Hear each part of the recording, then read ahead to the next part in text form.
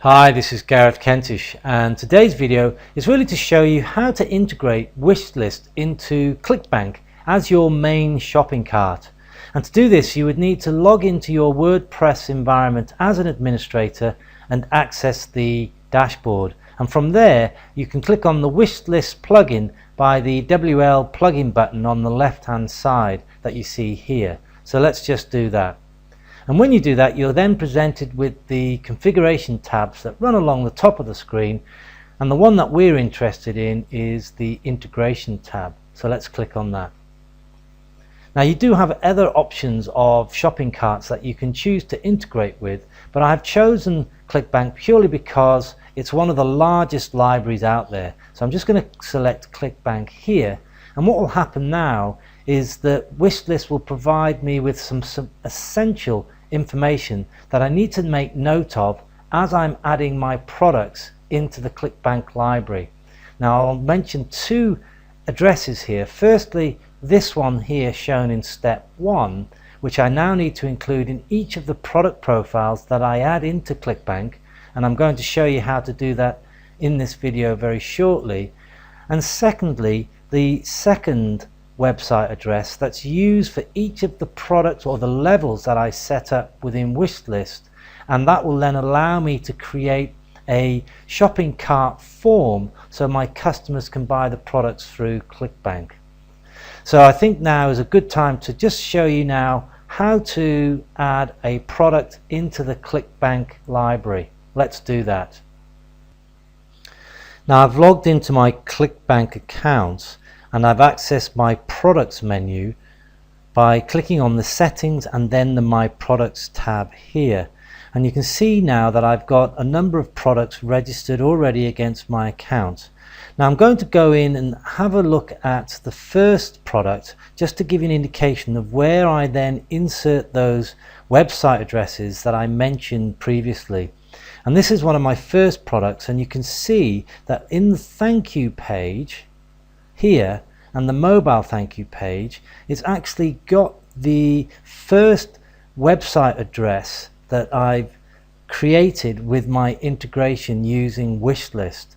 And the other thing that's interesting here is I've actually called the item just one, as in this case the first product, and I've also included the sales page or the pitch page in this field here. I've also indicated the type of product that I wish to sell through the ClickBank library by just ticking the boxes up at the top here. And once I've done that and I'm happy with the pricing and the amount that I wish to allocate to my affiliate partners, in this case 51%, then I click Save Changes. Now it's important to note not to actually click. What you will have is a green button here for submission until you've tested the product and the process of buying over and over again. This is particularly important.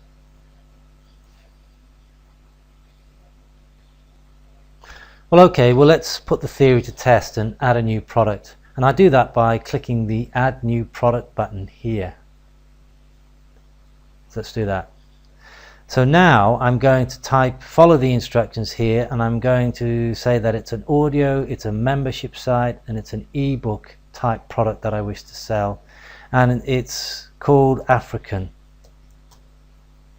here. Now the pitch page, well, that would be the first website address that's presented, and I'm just gone back to my Wishlist member screen, which is shown here. If you remember earlier in the video, we created the link to ClickBank here in the integration, and I'm now going to grab the first website address, Control C to grab that into computer memory, move back to ClickBank, and then I'm going to store it in the pitch page, and I'm also going to use the same page for the mobile pitch page here, and that's now been done. Now the thank you page will be a page that I create within the WordPress environment. Basically it will be a sales page, so I'll just put, in this case for the purpose of this example, sales page african.com, and again that will be the same page for my mobile offering here. The currency, well, I'm electing to use US dollars, and I'm going to create a price of $4.95. It's got a default value for 51% for my affiliated partners, but I can override that and make that 50. The language that I'm going to sell the product in is English, and the product title is called African ebook, for example.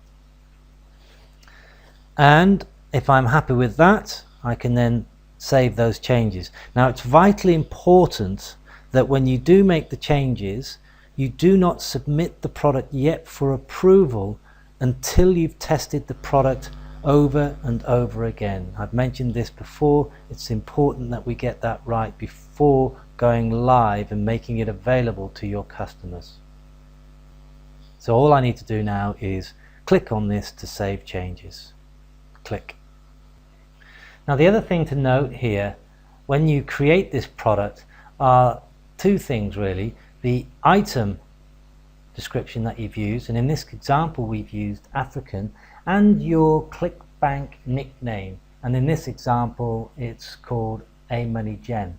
Now just make a note of that, because when we go back to the wishlist integration, you'll notice that against each of the membership levels we have the item shown in red and publisher shown in blue. So if I now grab the address here, and I need to replace the red item with African and publisher with A-Money-Gen. Now let's see what happens when I do that. So I'm going to go to my new tab, and I'm going to first of all copy the address into the address bar in my browser, and I'm going to replace item with African and replace publisher with A-Money-Gen. Click on enter, and hopefully you'll find now that you've got the secure payment form being presented. Now obviously in this example it's shown as inactive purely because we haven't yet had the product approved. But what it does mean, when you start setting up your payment pages, you will then put that link into those pages, and it will create a form for your customers to fill in and link automatically into the shopping cart of ClickBank. I hope that makes sense and is helpful. My name's Gareth Kentish, and thanks again for watching.